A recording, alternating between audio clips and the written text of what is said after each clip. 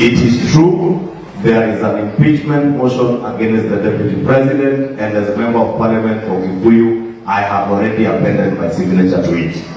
And I will support that impeachment motion to stop a process where government is being undermined and sabotaged from within government.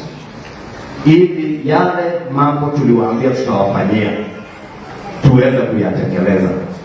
But it is not tenable that for another 3 years tutakuwa ni siasa ya mlima, siasa ya Lakeside kwa kina Bishop Opio, siasa ya baharini huko Coast. Tufanye siasa ya maendeleo ambayo itatuwezesha tufanye yale mambo tuliyoelezea. Na mambo na toto siasa ile miaka ya 5.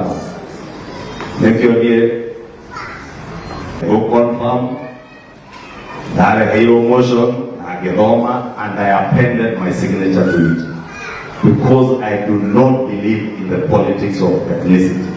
I do not believe in the politics of undermining and sabotaging a government that we formed. Sababu tunaambiwa ati tujikusanye kama Wakikuyu, tujiondoe kwa hii serikali, tuende tutafute Kalonzo na Wajakoya na Eugene, ati tutengeneze serikali ingine ya 2027. Na hii tulitengeneza tuachilie isaidie wengine.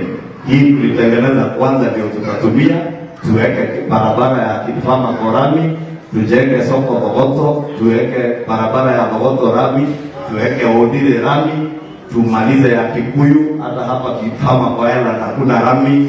In the next 3 months also those roads have already been advertised na zitafanyika.